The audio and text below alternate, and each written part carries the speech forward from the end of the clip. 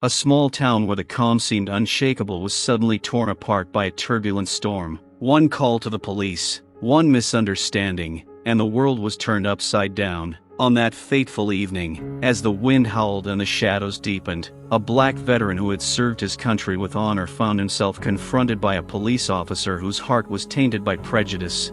What should have been a normal moment turned violent. The blows thundered, and in an instant, the veteran's life changed forever. He fell to the ground, unconscious, and in that moment, his son, who was nearby, witnessed the police officer not realizing he was standing in front of a family friend, a man to whom he owed respect and reverence.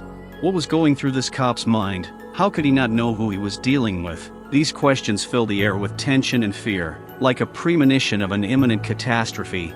Now we want to hear from you, dear viewers. Write in the comments what your name is and where you are watching this video from. Each of you is incredibly important to us. Your thoughts, your support help us grow and promote our channel. It is important for us to know that you are with us, and that together we can raise important topics to prevent such tragedies in the future. Your presence helps us. Enjoy watching. A dark evening enveloped the small town as sirens blared through the streets. The oppressive atmosphere foreshadowed trouble as a police officer filled with hatred and prejudice went out on patrol. For him, the world was divided into us and them, and in his eyes, black people occupied the lowest place in this hierarchical barometer. At that moment, unaware of the approaching danger, a black veteran who had spent his life fighting for freedom and equality walked down the street, full of hope and memories of his service. He did not know that he was being watched. The policeman who saw him felt a familiar feeling, hostility that made his heart beat faster. His subconscious was telling him that this man was an enemy, a threat that needed to be eliminated. "Hey, you!" the officer yelled loudly as the veteran, unaware of the danger, turned toward him. Suddenly, without warning, the officer lunged forward, his arms swinging, and a powerful blow connected with the veteran's face. The vet fell to the ground as if he had been knocked off his feet, his consciousness blacking out, and the world around him vanished. Every blow, every scream that escaped his chest, tore the silence of the night, but no one came to help. The policeman, blinded by hatred, continued to beat him, as if he were working out his fears and prejudices on this man who had given the best years of his life defending the country. Blood gushed across the asphalt like a river, leaving no trace of life. The veteran's head rang with pain, and his body did not obey, as if it were alien. At the last moment, when his consciousness was going into darkness, he felt only bitterness, not for himself, but for the fact that he would never be able to show his son what it was like to be a free man in a world that was still cruel and unfair. That night was not only a tragedy, but also a symbol of how easily hatred can tear apart the bonds between people. And when the veteran fell into a coma, leaving his world behind, the police officer had no idea that his actions would forever change the lives of many, and that his hatred could turn against him. The policeman who had just beaten the veteran stood over him, looking at the lifeless body as if it were prey, but fear began to seep into his heart. He quickly looked back, and at that moment his gaze met that of a woman passing by, frozen in horror. "What are you looking at?" he yelled, his voice rough and aggressive. "Take your eyes away. You don't need this." She considered what to do, her instinct for self-preservation warring with her desire to help. She knew the police were there to protect, not kill, but at that moment she couldn't believe her eyes. "You're wrong. This is not how it should be," she whispered, barely holding back tears. But the officer only smirked. "It's none of your business, you black bastard," he said with fury, his words full of hatred and contempt. "It's his own fault. Let him learn to behave like a human being." Meanwhile, the veteran, lying on the cold asphalt, slowly came to his senses, his consciousness emerging from the darkness. He felt his body being squeezed by pain, like traps being clamped around his chest. "Why?" he muttered, but the words could not find their way out of his mouth. The policeman leaned at him with contempt when his eyes were sparkled with "You should have known when you walked along this street." The old black man. The veteran tried to rise, but his strength was leaving him. He felt the darkness covering him again, but at that moment a spark flared up in his heart. It was hatred for what was happening around him. "You are wrong. I served." His words were barely audible, but the policeman only chuckled. "Served? And what did it give you?" "Nothing. No respect. No life," he interrupted, spitting on the ground next to the veteran. "You only show what life is like for people like you, Who needs you anyway? No one. By this time people had begun to gather around, their faces distorted with shock and fear, but none of them dared to come closer. None dared to confront the policeman who seemed mad in his hatred. They stood there, hesitant, like statues, full of terror and unable to act. Are you all just standing there watching? The officer shouted, his voice echoing down the street. What? Do you want to go the same way as that black bastard? The veteran, struggling to regain consciousness, felt fear begin to fill him. It wasn't just fear for his life, it was fear for his son, who didn't know his father was lying on the ground, beaten and humiliated, unable to protect him from the same brutality when it came to him. Daddy! A cry suddenly rang out, and a young face appeared in the crowd, the veteran's son, rushing to help, not knowing what awaited him. At that moment, the policeman's eyes, full of hatred, met the young man's. It was a moment when hatred and prejudice crossed like lightning in the night sky. Get him out of there! Get him out of there! The policeman shouted, pointing at the boy who was striding forward, full of anxiety and anger. You shouldn't be here, boy! Dad, I'm here to help, the son shouted, his voice piercing the night, but the policeman's only instinct was aggression. He stepped forward, his hand clenching into a fist again. Go back, or you'll get it like your old man, he growled, ready to strike again, not realizing that this was no longer just a fight with one man, but a war where everything was at stake: life, dignity, the future. There was hatred in the air, and that evening of suffering marked the beginning of the end for many. The policeman, sensing the veteran's son's approach, instinctively went into a fighting stance, his fist clenched like a spring. Stay back, boy, he growled, his voice thick with menace. You don't know who you're dealing with. The son, his heart pounding with fear and anger, stepped forward. I know who you are, you bastard, he screamed, his eyes full of tears. You're beating my father. He doesn't deserve this. You're just another black hooligan trying to take on the police. The cop spat, his words cutting through the air like sharp blades. He no longer felt human, his soul was consumed by hatred, and his heart was burning with bitterness. If you don't get out of here, I'll put you in a coma just like your old man. At that moment, the veteran, despite the darkness and pain, trying not to lose consciousness, heard the cries of his son. Don't do this, boy, he muttered, his voice weak but full of determination. Don't give in to hatred. Daddy, I won't leave you, the son screamed, his eyes filled with a fury that made him forget his fear. He felt that his father needed him, and that he had to intervene to stop this nightmare. You have no right to treat him like this. The policeman, realizing he was losing control of the situation, rushed forward, ready to strike again. You think you can talk to me like that? I am the law. I am order, he growled, approaching the young man like a wild animal. The crowd around them began to stir, their fear gradually giving way to indignation. This is wrong, someone shouted from afar. He's a veteran. He deserves respect. The policeman, seeing people start to stand up for the veteran, felt his anger flare up even more. Get out of here, or I'll put you all in jail, he growled, his voice full of fury and threat. The veteran's son, looking at his father, feeling him fight for his life, clenched his teeth. I'm not afraid of you. You're nothing, he screamed as his words echoed through the dark streets. The policeman was distorted by anger. He was still awarded to the young man. Service means nothing to the likes of you, he said, his words sounding like a death sentence. You are simply a mistake that must be corrected. At that moment, the veteran, gathering his last strength, looked straight into the policeman's eyes. You don't know what it means to be a man, he said with difficulty. I served for you, so that you could have the right to hate, but that doesn't give you the right to kill. The moment, filled with emotion, hung in the air. The policeman, who considered himself the master of the situation, suddenly felt doubt creeping up on him, but hatred and anger, like a bright flash, suppressed this feeling. He swung, and at the moment when his hand fell on the veteran again, time stopped.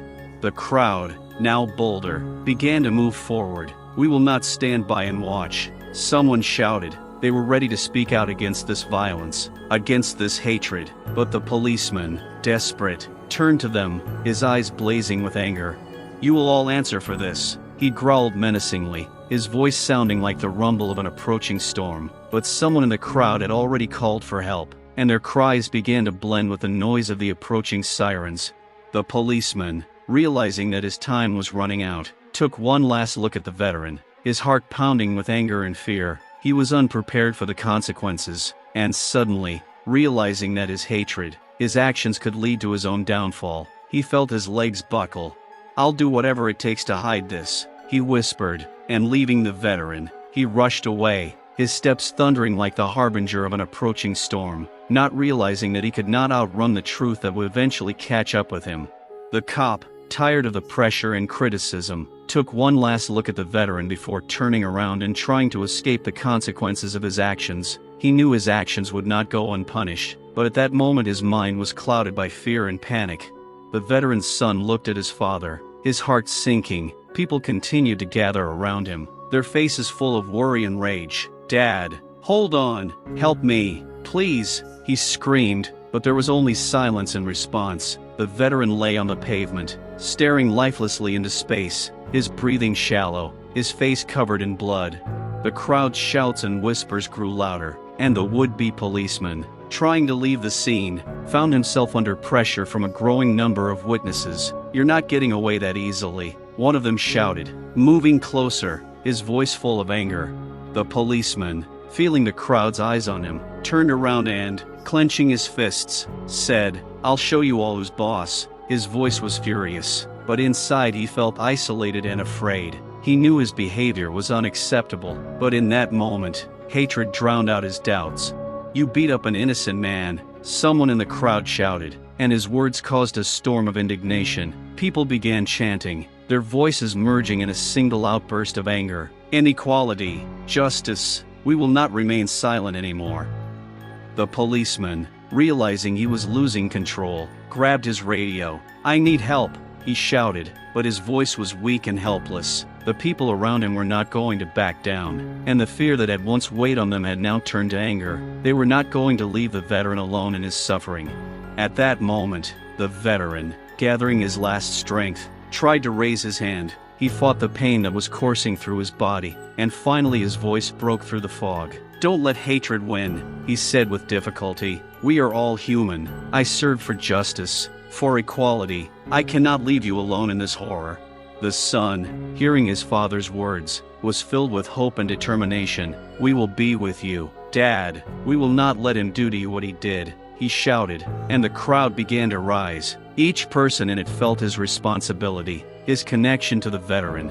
The policeman, looking at this fury, felt fear creep into his heart. He had become an object of hatred, and his previously invulnerable position now seemed precarious. "I am the law. I am order," he shouted again, but his words no longer sounded confident. The crowd, united and strong, began to march forward. "We are not afraid of you," came the cries, full of determination and anger. People began to rise, and the policeman felt his power slipping away like sand through his fingers. He realized that he was no longer just a lawbreaker, but a threat that had to be stopped. At that moment, help was approaching. Lights flickered in the darkness, and the sounds of sirens, which he had once considered a sign of calm, now seemed fatal. His world began to crumble, and he realized that no one would stand by. No one would allow this violence to continue. "I don't want this," he screamed, his voice shaking with fear. The veteran, still lying on the ground, looked at his son, and hope was reflected in his eyes. "Fight, son, we must show that this will not go unpunished." The crowd, feeling the support of the veteran, became more determined. They stood next to their son, united their voices, and began to chant, "Justice, equality, we will not be silent," sounded in unison, like a mantra calling for change. The policeman, realizing he was now outnumbered, began to panic. "I'll fix this," he shouted, his voice losing all confidence, but everyone knew his time was up. The pain, hatred, and fear he had spread were now coming back at him in the opposite direction. The veteran closed his eyes, tired of fighting, but his heart continued to beat in unison with the hearts of those who supported him. He knew that even if he left, his fight would live on in those who still stood for justice. The policeman, noticing that the situation was getting out of control, began to thrash about. Fear was growing in his chest, like a wild snake ready to sink its teeth into his soul. "Get them away from me," he screamed, trying to cope with the growing pressure. "I am the law. I am the only one who is right here." But his words echoed hollowly. The crowd showed no sign of retreat. They moved forward as one, their faces full of determination. The veteran, lying on the ground, felt his strength draining from him, but he continued to inspire his son. "Son, remember what it means to be strong. This is not just a fight for me. This is a fight for everyone who suffers from hatred and prejudice," he said, his voice barely breaking through the pain. "I know, Dad. I won't leave you," the son cried, his face reflecting anger and fury. At that moment, he felt a fire ignite inside him. His desire for justice and hatred of injustice had become an integral part of his being. He turned to the crowd. "We have to act. We have to show this policeman that he can't just humiliate people like that."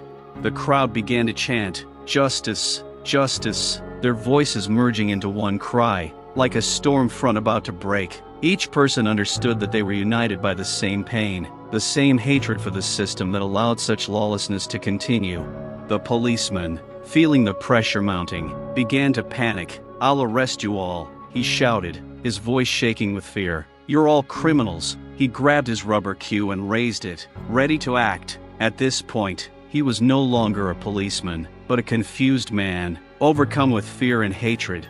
The veteran, despite his weaknesses, said loudly, "Do you think this will frighten us? We are not afraid of you." His words became a spark that ignited the flame of anger in the hearts of people.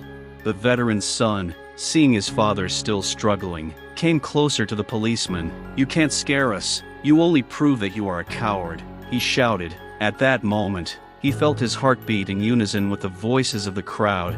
The crowd, as if urged on by the son's words, moved forward. "Justice. We are not afraid," they chanted. The policeman, seeing a ring of anger forming around him, began to back away. His legs became entangled, and he felt the ground slipping away from under him. "Don't come near me," he shouted, but his words no longer had power. The people were not going to stop. They felt how the hatred they had endured was now turned against the one who had sown it. At that moment, the policeman jumped up, his eyes full of despair. "You will all pay for this," he growled, his voice hoarse. He turned and tried to run, but the crowd, feeling the power of their unity, slammed him into a trap. People began to surround him, their gazes full of condemnation. "You will not leave again," one of them shouted. "You must answer for your actions." The policeman looked around in desperation, and seeing that his escape route was blocked, he felt fear descend upon him like a mountain ready to swallow him. "I'll arrest you all," he shouted again, but now his voice sounded less like a threat and more like a cry for help. At that moment, the police arrived, the backup he had called. Lights flashed in the darkness, and the sound of sirens sounded like thunder. But to his horror, the people around him were not going to retreat. They saw their colleagues approaching, and they united in a single impulse.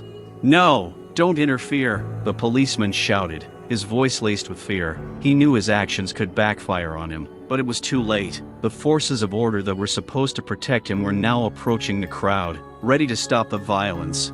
"Get your hands off my father," the veteran's son screamed, his voice so loud that even the new officers who had come to help stopped in confusion. People began to stretch out their hands, their voices merging into one cry. The veteran, still lying on the ground, gathered his last strength and said, "This is not the end. This is only the beginning." His words, like the last fire, flared up in the hearts of those who were ready to fight. Hatred, fear and prejudice became sparks that ignited the flame of justice. The crowd, now determined, began to move, their footsteps thundering in the silence. They were ready to fight for the truth, for their father, for everyone who had ever suffered violence and racism. The policeman, realizing he was no longer alone, cast a fearful glance at them. "I'm not afraid of you," he shouted, although inside he was no longer confident, but his words sounded like a plea for help, not a threat. At that moment, when the world around him seemed ready to explode, hatred finally met the power of unity, ready to change everything. The crowd continued to grow, and the anger of the people became more and more palpable. Every face in it was filled with fear, but also determination. People remembered all the times when one of them suffered from bias and violence. In their hearts, not only hatred for the policeman flared up, but also a deep sadness that society allowed such a thing to happen. The veteran's son, clenching his fists, stepped closer to the policeman. He felt bitterness growing in his chest. "Why did you do this?" he asked, tears filling his voice. "You beat up my father, a man who served this country. How can you sleep peacefully?" The policeman, trying to keep his cool, took a few deep breaths, but his eyes no longer held the confidence that had once given him strength. He knew that his actions could have consequences, and both the emotions and feelings of the crowd were beginning to weigh on him. "You all don't understand," he shouted, but his voice sounded hoarse and exhausted. "It's not what it seems. I acted out of fear," but his words fell on deaf ears. They felt that the policeman was speaking only to justify his violence. The veteran's son began to scream, his anger rising. "Fear? You made my father suffer. He lies there in a coma because of you. You can't just walk away from this." He pointed at his father, who was still on the ground, and for a moment the world around them froze as all eyes turned to the veteran. His face was scratched and blood was seeping from the wound, a symbol of the injustice he had suffered. The veteran, even in a semi-conscious state, suddenly opened his eyes. He tried to say something, but could only weakly squeeze out, "Son." His voice trembled, and every sound was full of pain. He realized that his body was wounded, but his soul still burned with the desire to tell the truth. The son, seeing his father struggling, had tears in his eyes. "Daddy, hold on. Remember what you always said. We have to fight," he cried, his voice filled with fear and hope. The crowd, sensing this connection, became even more determined, and their anger turned into a single wave of solidarity. "We will not be silent," they shouted. Their voices merged into one cry, reflecting all the pain they had endured. This was not just about the veteran. It was about everyone who had suffered racism and prejudice. Time stood still as people began to rise up behind each other, their hands clenching into fists, ready to fight. The policeman, looking at their faces, felt fear creeping into his soul. He understood that his actions were not just an accident, but a tragedy that affected the lives of many people. He knew that he should have protected people, but instead he became the cause of their pain. I didn't mean it," he said, but there was no confidence in his voice anymore. It was a confession full of despair, as if he understood that his life would never be the same again. He tried to retreat, but the crowd surrounded him, and he had no way to escape. At that moment, a new surge of strength came into the veteran's heart. He gathered everything he had left and said, "We must move forward together, despite everything that has happened." His words, though spoken with difficulty, sounded with such force that even the policeman froze.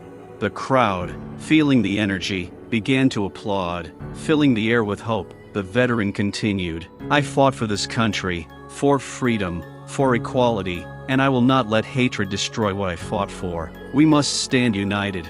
The son, full of determination, shouted, "I'm with you, Dad. We will fight for the truth." He understood that he could still change the course of events. A bright hope was reflected in his eyes, and he felt that he was not alone, they were all together. The crowd began to rise, more and more people united in a single impulse. Each of them, regardless of age or skin color, knew that they had to fight for justice and equality. They began to chant, "We are together, we are one." The policeman, unable to bear the pressure, raised his hand. "I didn't mean to," he shouted again, but his words no longer sounded like an excuse. They were more like a plea for forgiveness. He understood that he was confronted not only with a protest, but also with the deep emotions that lived in everyone who was there. At that moment, amidst all the screams and tears, a lowly whisper from the lips of a veteran rolled like a wave, "Hate will not win. Hate will never win." His words became a symbol of hope, and the crowd responded with a unanimous cry that rang out over the street as a cry for help, for peace and for justice. The crowd continued to rise, and even those who had initially been passive began to stand next to each other. The veteran and his son, 2 generations, stood together as symbols of the fight for rights. This was a historic moment when hatred met unity and determination, when darkness met hope, and when the fight for justice was just beginning. The situation on the street was growing more tense with each passing moment. The wind seemed to pierce the atmosphere, filling the air with an uneasy sense of foreboding. The policeman, aware of the growing number of people gathering around him, felt his heart pounding in his chest. The crowd, possessed by anger and grief, was now a living being, ready to erupt at any moment. The veteran's son, standing on the edge of this ocean of emotions, looked at his father, who was still unconscious. His eyes reflected not only anxiety, but also deep sadness. "Daddy, please don't leave us," he whispered, his voice shaking. as if hope and fear were struggling within him. It was not just an appeal to his father, it was a plea to fate not to take away the only person close to him. The crowd, overcome with emotion, began to comprehend the tragedy of what had happened. People stood in shock, each of them feeling the veteran's pain as if it were their own. "He was defending our country," someone in the crowd shouted, and the words echoed in the air, filling it with anger and sorrow. "Why did we allow people like this to walk free?" The policeman, feeling fear fill his heart, continued to retreat. He looked to his colleagues for support, but they, seeing the scale of the situation, began to question his actions. "What are we doing here?" one of the new officers whispered, his voice full of confusion. It was a question that was being asked in the hearts of many standing on the sidelines. The system that was supposed to protect people was now under threat. The veteran, despite his helplessness, suddenly opened his eyes and, feeling severe pain, said, "Don't leave me. I can't leave like this." His voice was hoarse, but there was a strength in it that could not be ignored. His son, hearing it, rushed to him. "Daddy, I'm here. I won't let you go," he screamed, and tears glistened in his eyes. That simple phrase, spoken with such force, shook everyone around. People began to cry, and the tears were not only from grief, but also from the understanding that they were all part of this tragedy. Each of them had their own stories of racism, of violence, of how it touched their hearts. The policeman, aware that he was losing support, closed his eyes, trying to find courage, but even in this silence, he felt his own loneliness weighing on him. All his support could not erase the pain he had caused. Every breath, every cry of the veteran and his son reflected all his hatred. He knew that he had become a symbol of everything that was wrong with society. "You don't deserve to wear this uniform," someone from the crowd shouted, and his words pierced the silence like lightning in a cloudless sky. The policeman looked at the people, their faces full of anger and pain. He suddenly realized that the only thing separating him from the crowd was the uniform. This uniform now seemed to him nothing more than a prison robe, a symbol of his own shackles. "I didn't mean for this to happen," he screamed again, but his voice sounded like his last breath. He felt the tension rising, the crowd's gaze growing more determined. Each scream felt like a blow to his heart. He knew that each of those faces was a reflection of the pain he had caused. At that moment, the veteran gathered all his strength again. "We cannot be divided by hate," he said, his words barely breaking through the pain. "I serve to protect all of us, white, black, everyone." His voice sounded like a final cry for justice, and at that moment, everyone froze. The son, feeling his father trying to speak, leaned toward him. "You're not alone, Dad. We're here with you. We'll fight." His voice was filled with hope. Despite all the tragedy, the crowd, inspired by these words, began to shout again, their voices merging into one cry, full of pain and determination. But the policeman, feeling his world crumbling, began to thrash about in panic. He knew that his actions had become a symbol of all the hatred that had once been part of his very being. "I can't take it anymore," he screamed, his voice a cry of fear. He turned and ran, but the crowd was too big, and every step he took only brought him further into isolation. At that moment, as he began to run away, the crowd rallied, forming a chain of people ready to protect the veteran. "Don't let him get away," someone shouted, and everyone who heard began to move forward as one. Their hearts beat in unison, their strength merged into one, overcoming fear and hatred. The policeman, falling off his feet, felt his own consciousness begin to crumble. He turned around, and there were people standing in front of him, alive, real, full of pain, and he saw in their eyes something he had never seen before: humanity. "You must answer for your actions," one of the witnesses screamed, and his words were like a blow to the heart. The policeman stopped, feeling his soul shrink with horror. He understood that with every word, every scream, he was losing his place in the world he had always considered safe. At that moment, when the whole world seemed full of tragedy and hatred, one thought pierced his consciousness: he could not escape the consequences. And everyone in that crowd knew that this was not just a protest, it was a cry for justice, for hope, and that in the end, love and unity will always triumph over hatred. The situation continued to escalate as the crowd, like a volcano about to erupt, closed in on the police officer. Hearts pounded in unison, and a sense of unrelenting anger hung in the air. Every person in that crowd was a representation of the years of fear and pain they had endured. Every face spoke volumes, of lives lost, of prejudice, of hope lost. The veteran lay on the ground, breathing heavily, his face contorted in pain. His eyes were half closed, but he could feel life gathering around him. "Ready to fight, Daddy. Hold on," the son screamed again, his voice a call to action. He couldn't leave his father like this. Every cry was full of determination. In the crowd, someone began to recall their own stories. "I've been attacked too," a man with a torn t-shirt shouted. "I remember being beaten up in the street, just because I'm black." The words echoed through the crowd. Everyone felt connected, reminded of their own traumas, that they were not alone. This shared memory of pain was what bound them all together.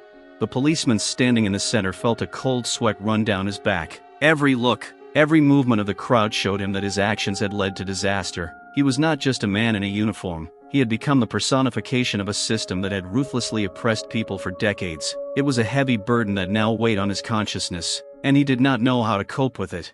"Get away from him," the policeman shouted, his voice filled with desperation, but his words fell on deaf ears. Instead, the crowd regrouped, a unit that refused to be divided. People began to move forward, and you could see in their eyes that they were ready to fight for justice.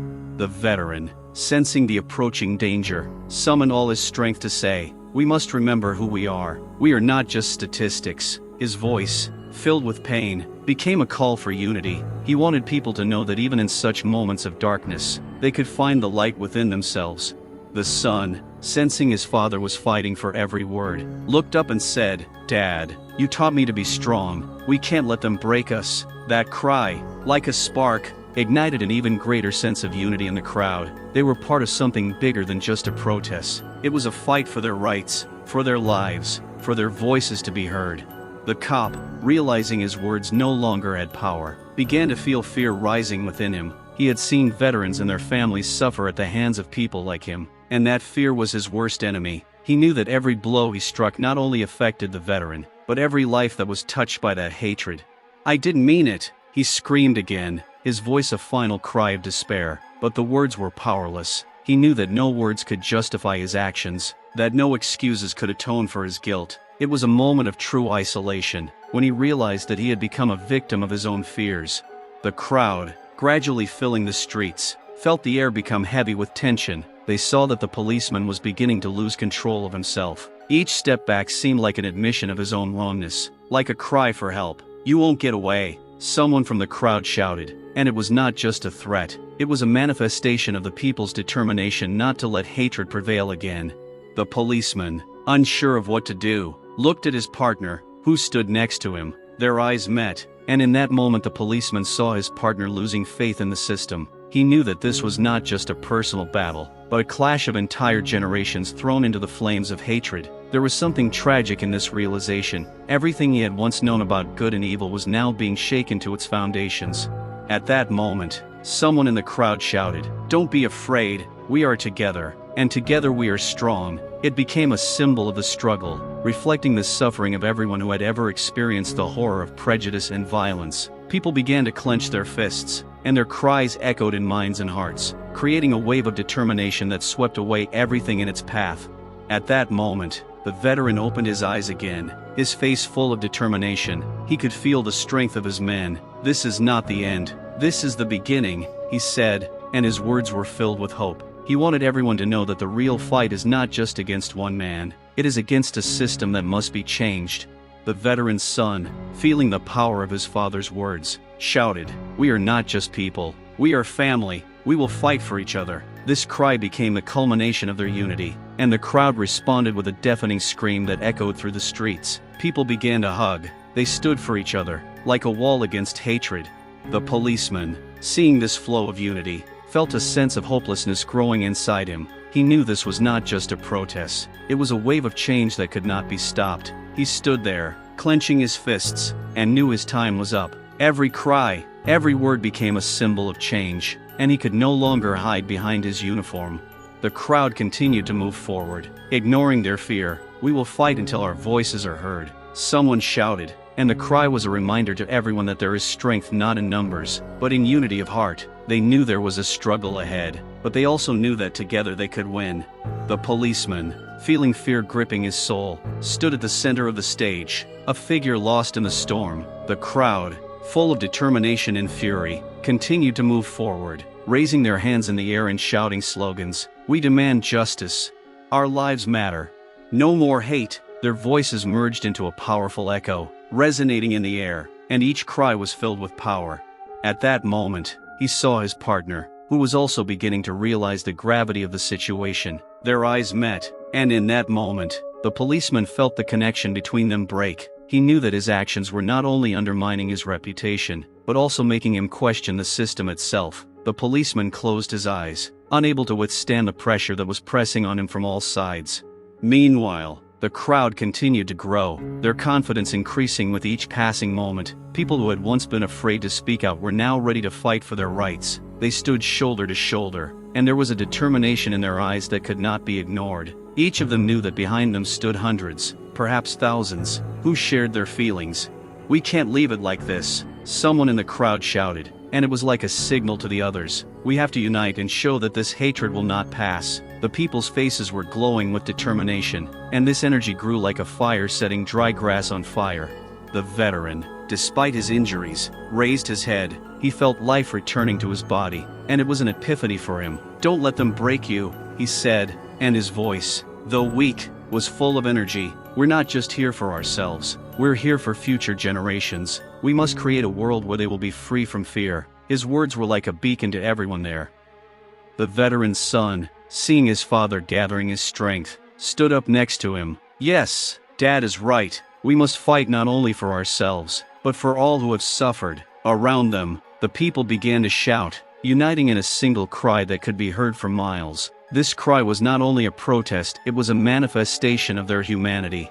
The policeman, unsure how to respond to the growing tension, began to retreat. He felt his knees shaking. Each step back made him aware of his vulnerability. He tried to regain his confidence, but his cries were lost in the noise of the crowd. I didn't mean it," he said, his voice catching, but his words made no impression. He knew he couldn't save himself from his actions. The crowd, seeing him retreat, became more aggressive. "Don't run away from us. You will suffer consequences," someone shouted, and it became a kind of challenge. The policeman realized that he was now surrounded. People who were once afraid were now a powerful force, ready to stand up to injustice. At that moment, the veteran gathered all his strength again. "We don't want violence. We want justice," he shouted, addressing everyone. His words sounded like a call to reason, and it affected the crowd. A spark of hope lit up their hearts, and they began to realize that the fight for justice must be peaceful.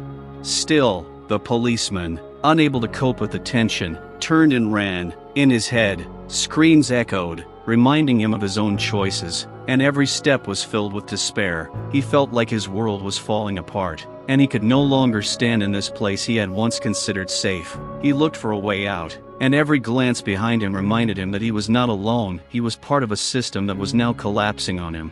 The crowd, watching him flee, had mixed feelings. Some felt sorry for him, others did not, but all agreed that this was an opportunity for change. They began to move forward, increasingly united, like a powerful wave that was ready to sweep away everything in its path. "We will watch you. We will not forget," one participant shouted, and this cry became a symbol of a new era in which people unite to fight for their rights. Through it all, the veteran closed his eyes again. He felt his body healing. All the pain he had endured was now fuel for his resolve. He knew his voice mattered, that he could be part of change. He clenched his fists, feeling the power of unity fill him. "This is just the beginning," he whispered, and his words became part of a collective cry of hope and justice.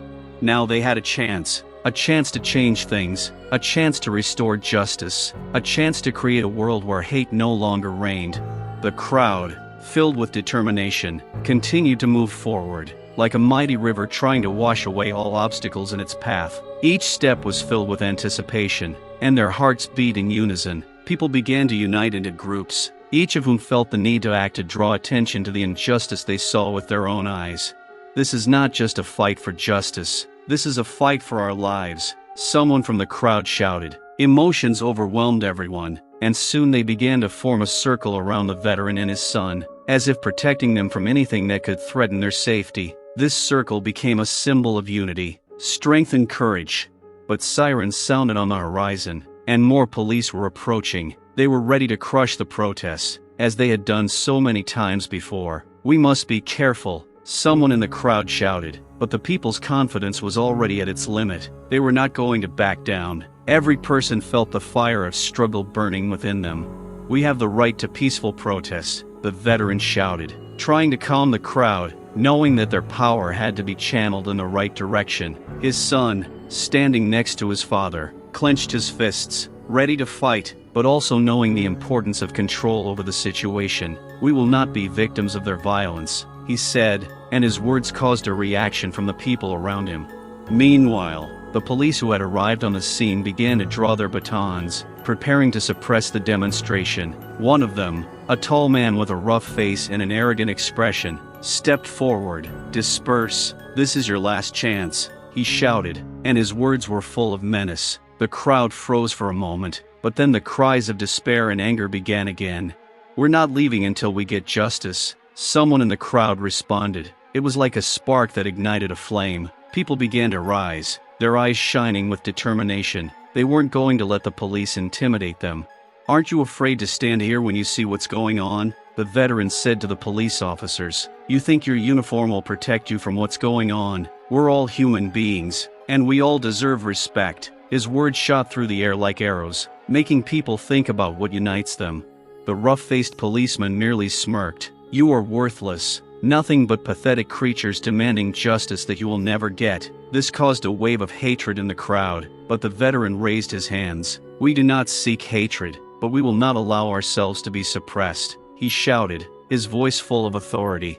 At that moment, all attention was focused on him again, and his words were like manna from heaven for the protesters. They shouted back, responding to his call, and the crowd began chanting again, "Justice, justice." It created an incredible sense of unity, where each person felt like they were part of something bigger.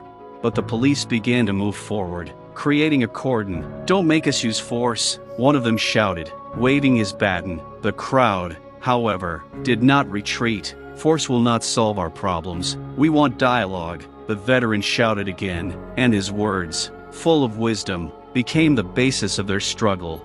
The situation was getting tense and the air was filled with tension. One of the policemen, younger and more inexperienced, noticed that his older colleague was starting to lose control. He went up to him and whispered, "Can we just talk to them? It's not worth it to end in violence." But the older man just sneered. "You don't understand what's going on here, kid," he replied. "They're not listening. All they want is chaos."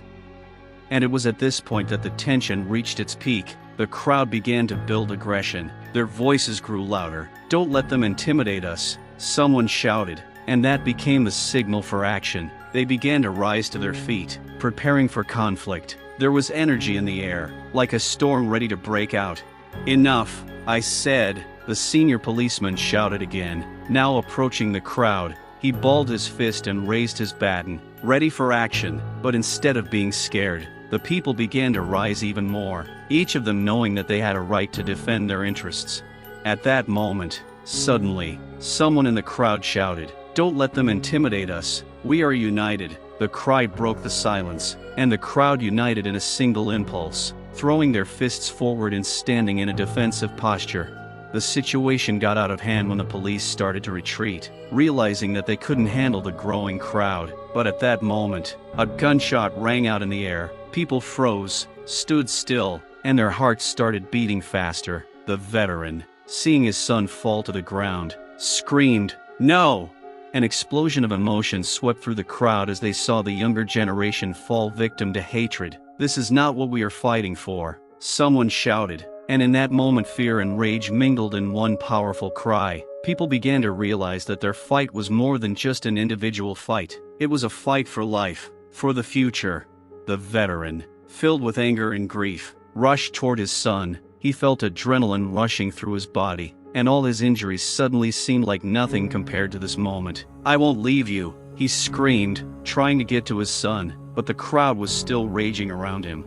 The police, caught up in the chaos, began to act. "Disperse, disperse immediately," the senior policeman shouted again, but his words carried no weight. The crowd, realizing they were on the brink of something enormous, suddenly felt that this moment was more than just a protest. This was a war for their future.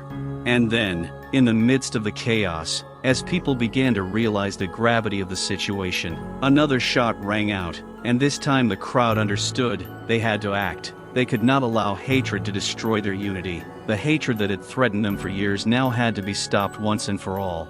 It was the moment when they had to choose between surrendering or fighting for their lives. Amidst the chaos and confusion, a cry rang out that instantly caught everyone's attention. "Daddy!" It was his son, pushing his way through the crowd, his face twisted in shock. He knew his father was in the middle of this conflict, but he had no idea how much it would affect him. The veteran's heart beat faster when he saw his son, and in that moment, a shadow of fear fell on his face. The son pushed his way through the crowd, his eyes full of panic. He knew that this could quickly spiral out of control. "What are you doing here? Go away! It's not safe!" the veteran shouted, but the son's anxiety was growing. He no longer listened to him, because his instinct told him that he had to be with his father, even if it meant risk. "I can't just stand by. I've come to help," he shouted, his voice lost in the shouts and thunder. But at that moment his attention was drawn to the scene unfolding before him. He saw the policeman with the baton threatening the crowd again, and his heart sank with horror. "Stop! This is all just madness," he shouted, but his words did not reach their listeners. When he finally reached his father, he saw him standing there, clenching his fists, his face twisted in grief and anger. The son rushed to the veteran, his eyes full of tears, trying to understand how all this had happened. "Dad, are you okay?" he asked, squeezing his father's hand, but the man only remained silent, his breathing heavy. "I should have been with you, not here," the son said, realizing how much he had risked, and the pride that had once driven him to action suddenly gave way to fear. In that moment, when their eyes met, he saw not only the bitterness and suffering in his father's eyes, but also the determination. "I don't want you to see this. I don't want you to suffer because of me," the veteran said, his voice full of pain. But there was tension in the air, and suddenly the crowd became restless again as the police began to use force. The son saw one of the policemen swing at a man in the crowd, and it filled him with horror. "No, don't do it!" he screamed, already realizing that violence only increased hatred and fear. The veteran, sensing that his son was in danger of being dragged into this madness, grabbed his shoulders. "We have to get out of here. It's too dangerous," he said, but his son only shook his head, unable to shake the thought that his father was involved. A fire lit in his eyes. It wasn't just rage, but a desire to fight for what was right. The son looked at his father, and finally realized the gravity of the situation. His father, a veteran, a man who had been through a lot, was now standing on the front lines, trying to protect them both. "I was selfish," he said, his voice shaking. "I came here to show my courage, but in reality I only made things worse." At that moment, the crowd began to scream again, and the excitement reached its peak. The police began to advance, and with each passing second, the situation became more and more dangerous. The son, hugging his father, suddenly realized that his own actions could lead to irreparable consequences. He felt his heart squeeze with fear when he realized that his desire to help could turn into a catastrophe. "Dad, I don't want to lose you," he said, and there was genuine concern in his voice. "We have to be together. Let's just leave." But the veteran, realizing that this wasn't just about them, but about all those who suffer from systemic injustice, stood there, squeezing his hand tightly. "No, son, we can't back down. We have to do this together," he said, his voice full of determination. In that moment, the son saw his father become a leader again, a man who was ready to fight not only for his own life, but for the future of everyone. This was not just their fight, but a fight for all those who faced injustice. The vet turned to the crowd again, determined. "We are not just numbers. We are not just victims. We are people with rights and voices. We are here to say that enough is enough." His words resonated with the crowd, and they raised their hands again, chanting in unison. But at that moment, when the tension reached its peak, another shot rang out. The sound was deafening, and the crowd froze. The hearts of the people froze in unison. All eyes were on the policeman, who, not understanding the consequences of his actions, pulled the trigger again. At that moment, everything around turned into a real nightmare. The son, overcome with terror, clung to his father, realizing that they could no longer remain apart. Their fight for justice had only just begun, and now they had to be together. fighting for their lives and the lives of all those who could not speak. The vet, still holding onto his son, felt their unity becoming not only a strength, but also the only chance for change. The son, pushing his way through the crowd, finally reached his father. His heart pounding with fear and excitement, he saw his father standing in the center of the raging crowd, his fists clenched, surrounded by anger and hatred. The veteran's face was drawn, his eyes blazing with determination, but inside them, worry lurked like a shadow at sunset. The son stopped, his chest tightening with shock as he realized what he had done could have irreparable consequences. "Dad, what's going on here? I thought you were safe," he screamed, looking at the wounds on his father's face that had become unbearable for his heart. The veteran looked at his son and saw fear and confusion in his eyes. He never wanted his child to end up in such a situation. "I thought you were somewhere else," the veteran said, but his voice was tense. "It's not safe here. Son, you shouldn't have come. But I couldn't just stand by while I saw what was happening," the son responded, bitterness and anger welling up in him. He realized that his attempt to protect his father could only make things worse. Suddenly, his feelings turned against him when he saw one of the policemen with a baton brutally hit a protester, and his heart sank. "They can't hear us," he screamed, hopeless as rage engulfed him. "We're not just statistics. We're people." The veteran, looking at his son, felt his own feelings pierce him like a sharp blade. He knew his son was right, but he had no plan. He had just emerged from one of the most traumatic periods of his life and now found himself in the middle of a new struggle. And then there was a loud crack. The policeman, without holding back, swung his baton towards the crowd, and one of the protesters fell to the ground, gasping in pain. "Don't touch them," the son shouted, stepping forward, his anger filling his body. "You don't know who you're dealing with," the policeman growled, and when he saw the young man, he stepped in his way. "Give me a reason and I'll stop you." Hatred boiled inside the son. He wanted to rush forward, to protect people, but at that moment he realized the seriousness of the situation. The veteran, seeing his son ready to fight the police, grabbed him by the shoulder. "Don't do this. We must not resort to violence. It will only make things worse," he shouted, trying to restrain his child. "But, Dad, this is wrong. We can't just watch them treat us like animals," the son protested, his voice shaking with rage and pain. He knew that every second of hesitation could cost a life, but he also felt that they could and should fight back. And suddenly another shot rang out, the sound like thunder on a clear day. The people around froze, and time seemed to stop. Someone in the crowd fell, blood spread across the asphalt, and cries of pain pierced the air, causing each participant in the protest to feel fear fill their souls. The son clutched his chest as he saw one of the protesters who had been standing next to him just moments before now lying on the ground. His world had turned upside down, and he felt like everything they had fought for could be lost in an instant. "Daddy," he screamed, turning to his father, his eyes full of tears.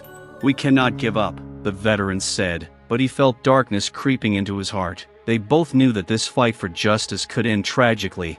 The son closed his eyes, knowing that this moment could be his last. His mind raced as to how they had gotten into this situation, and his heart sank with fear. He thought about how his father had gone through so much pain, and now he had to face violence again. "We have to stop this. We have to be strong," he said, trying to find the courage to step forward. But as soon as he opened his eyes, his gaze met the gaze of a policeman who seemed to relish his superiority.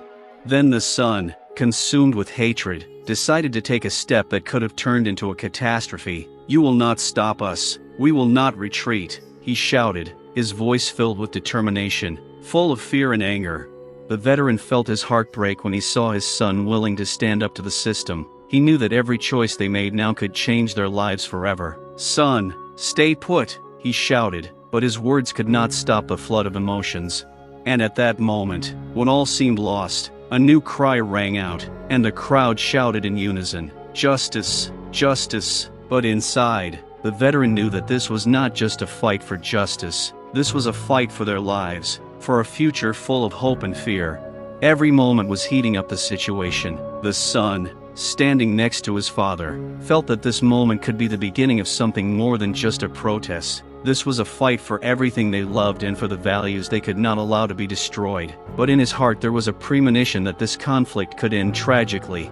The situation was becoming more and more tense with each passing second. The son, his face full of determination, felt anger filling his body like a fire that could not be extinguished. He stood next to his father, ready to protect him at any cost, but deep down he knew that their actions could lead to irreparable consequences. The crowd around them raised their voices, but among the cries, there was an increasing sense of not only determination, but also fear.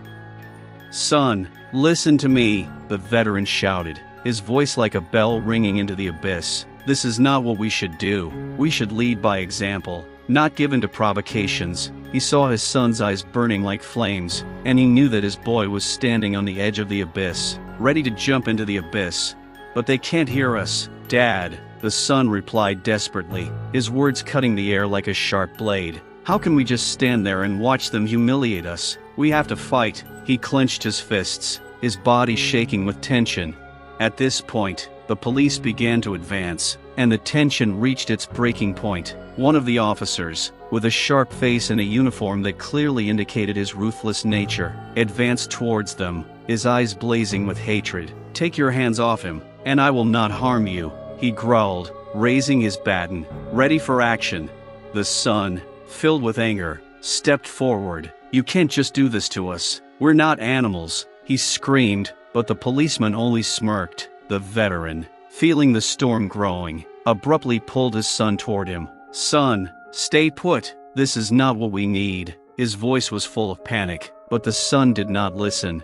The crowd around them grew larger, and the protesters began to shout, raising their hands, "Justice! Justice!" They knew they were standing for something bigger than just police brutality, but there was a threat in the air, and the tension was growing with each passing moment.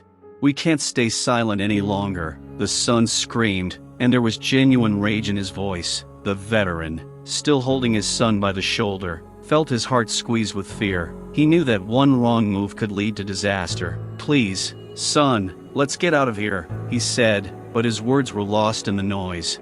At that moment, another shot rang out, and a sound filled the air that made the crowd freeze. The screams of the people mixed with horror as one of the protesters fell, blood splattering the asphalt. The veteran's heart broke as he saw another number fall victim to this horror. The son, terrified, stood next to his father, his face pale, and he realized that this was no joke. "Dad," he screamed as the man's body fell to the ground, never to rise again. The veteran, his face pale with horror, looked at his son and saw him struggling with his emotions. "We can't let this go on," he said, feeling fear creep into his soul. The crowd shouted in unison, but inside the veteran felt the chaos around them becoming unbearable. "This is not just a protest, this is a real war," he said, realizing that this was not just their fight, but the fight of everyone who had ever suffered from injustice. The son took a deep breath and looked at his father. "But how can we win if they just kill us?" His voice trembled with fear. He didn't know what to do, how to act, and suddenly a wave of hopelessness washed over him. "We can stand up for the truth, Dad. We must protect those who are suffering." At that moment, the veteran felt his heart breaking. He knew his son was right, but how could he let him risk his life? A struggle arose in his soul that tore him apart. He felt his feelings, his fears, and his hopes colliding with each other, and in the end, he knew what he had to do. "We can't let them break us," the veteran said, his voice full of determination. "But we have to do it right. Let's be an example to others. Let's show that we are strong even when we are crushed." The son, realizing that they were on the threshold of something big, felt his own determination begin to grow. They were together, father and son, against the system, against hatred. This was not just a fight for themselves, it was something more. "We will fight, but we must not lose hope," the veteran said, his voice filled with strength. And in that moment, with their hearts beating in unison, they understood that this fight would not end here. This was the beginning of something great, something that could change the world. But in their heads there was still the fear that they could lose each other in this chaos, that their fight could end tragically. The son felt rage and adrenaline mingle inside him as he stood before the police officer. He knew the time to act was now. Every second of waiting could lead to tragedy, and he couldn't let that happen. People were screaming around him, their eyes a mixture of fear and determination. "You can't just humiliate us like that," the son shouted, his voice louder and more confident than ever before. He stepped forward, his chest rising and falling with each deep inhalation. The policeman, seeing the young man approaching, only smirked, still confident in his superiority. "Step back, kid, before I hurt you," he growled, raising his club, ready to use force. It was a moment when his son felt all the fear and pain he had built up over the years come rushing out. He remembered how his father had served his country, how he had fought for freedom, and how he himself had been taught to defend truth and justice.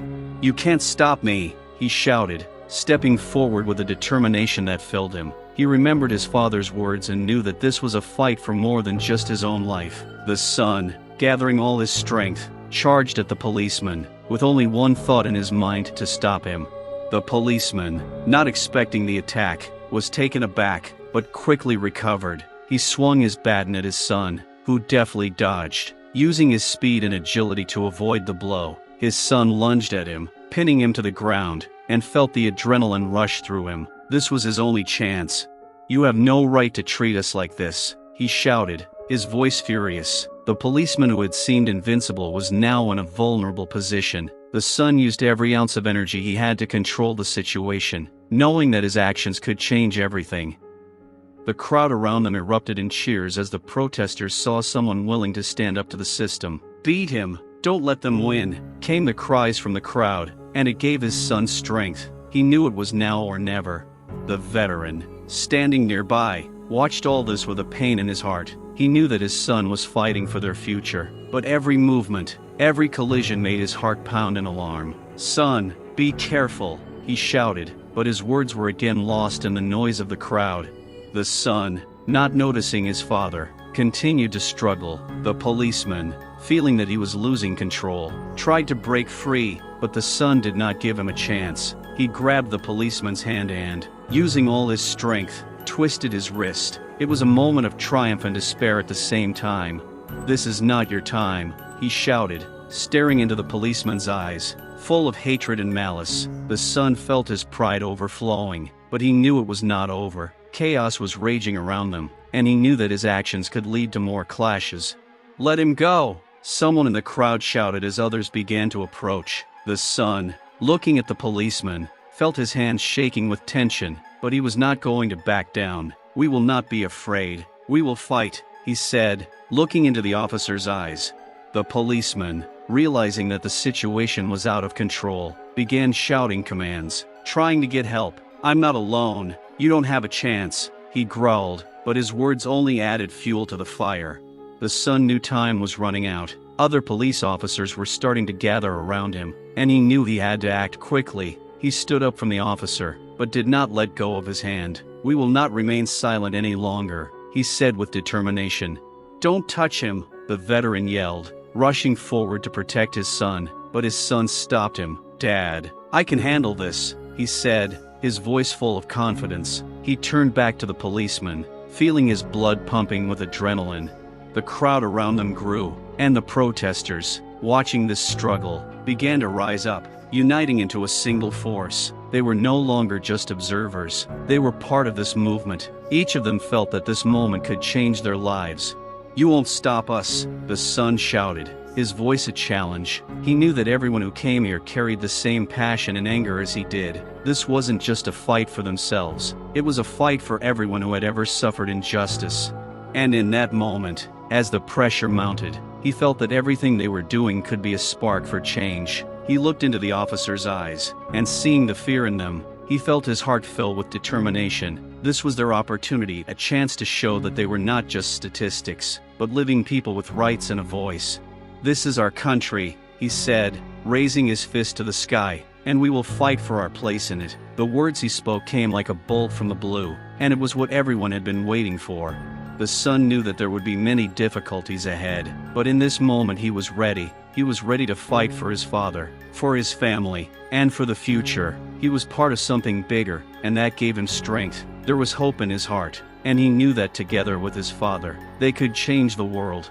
The cop, still on the ground, began to realize that control was slipping away from him. Looking into the eyes of the veteran's son, he felt the flame of hatred that had always fueled his actions begin to fade. Vague memories of how he had chosen this profession, hoping to protect and serve, not to suppress and oppress. arose in his mind. He had not expected that his own hatred and prejudice would lead to such a collapse. The son, sensing the policeman's confusion, froze for a moment, and in that moment there was a pause between them. The crowd around them continued to shout, demanding justice, but there was another truth in that look: fear and regret. The policeman suddenly realized that he had lost control not only over the situation, but over his life.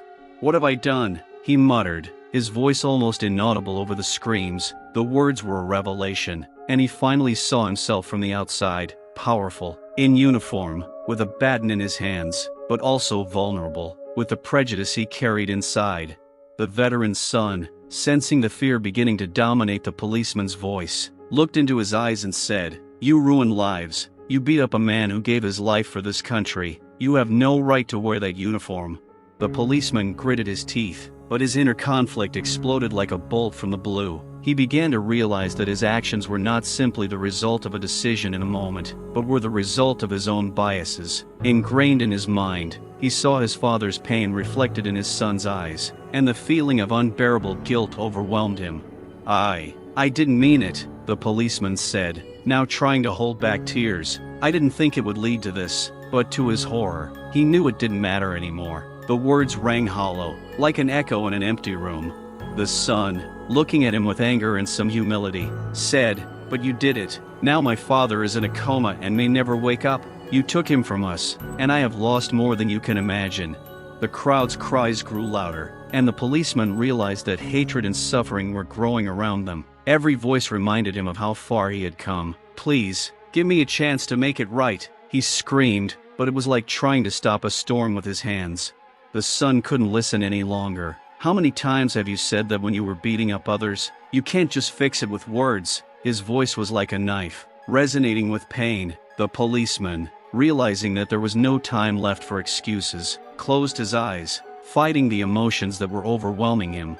The veteran, watching this scene, felt his heart break with regret. He knew that if he could, he would definitely explain to the policeman how important it is to understand and accept people, and not to judge them. At that moment, he felt his soul fill not only with pain, but also with hope that even in this darkness there is a possibility for healing.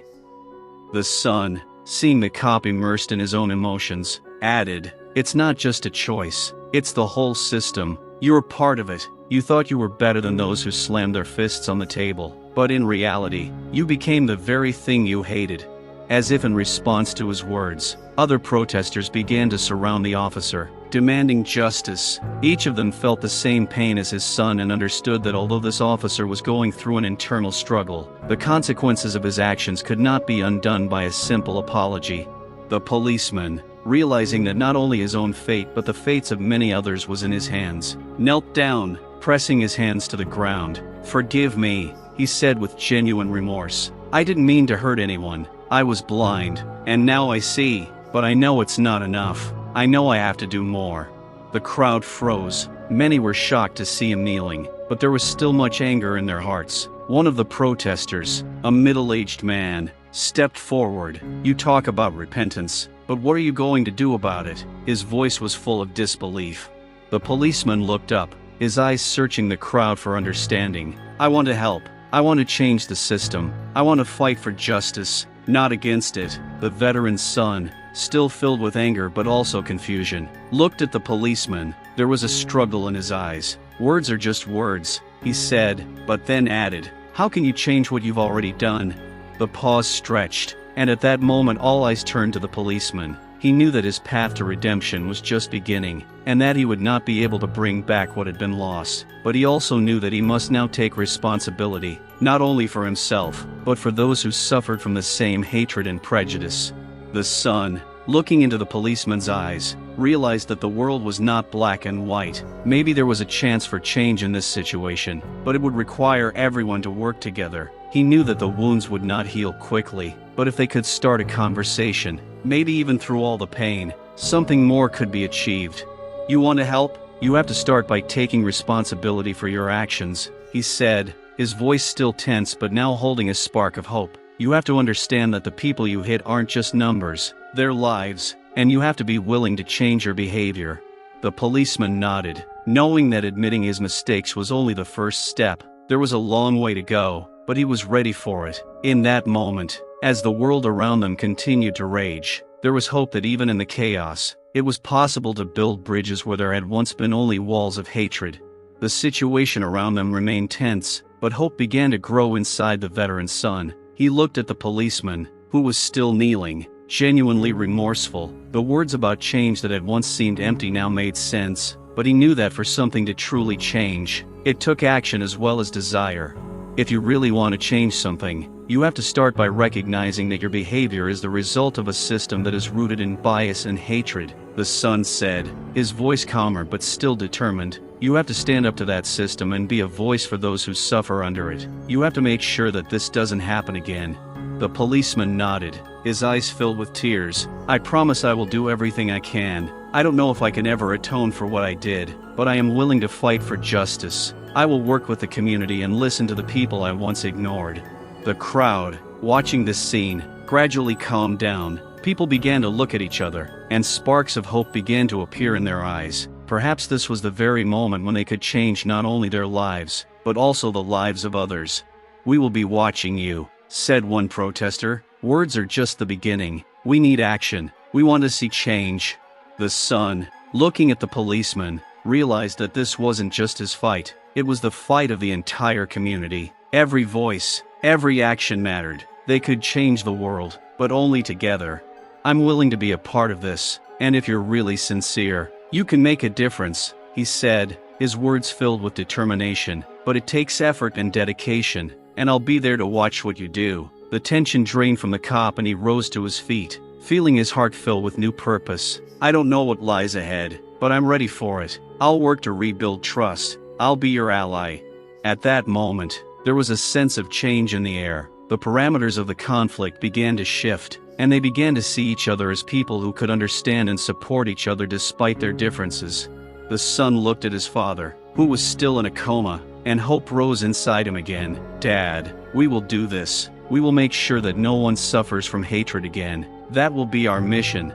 He knew there would be many hardships ahead, but now they had a goal. Together with the protesters and even the police officer who was seeking redemption, they could begin the journey toward real change. And as the morning sun began to shine on the horizon, a new feeling hung over the city, a hope that was beginning to grow in the hearts of all who had ever suffered. It was the beginning of a new story, a story of the change that could happen if people were willing to band together and fight for their rights.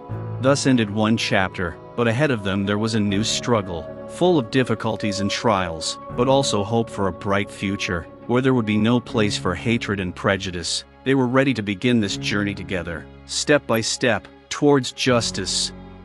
With the end of this story, we can say that despite all the difficulties and suffering that the heroes went through, a spark of hope lit up in their hearts. They realized that each of them is capable of change, and, united. We'd love to hear your thoughts on this story. Let us know in the comments what you think. Have you ever experienced racism in your life? How did you deal with such situations? You are very important to us, and we appreciate each of you. Your votes help us grow and develop. If you liked the video, don't forget to like and subscribe to our channel. Have a nice day and look forward to seeing your comments.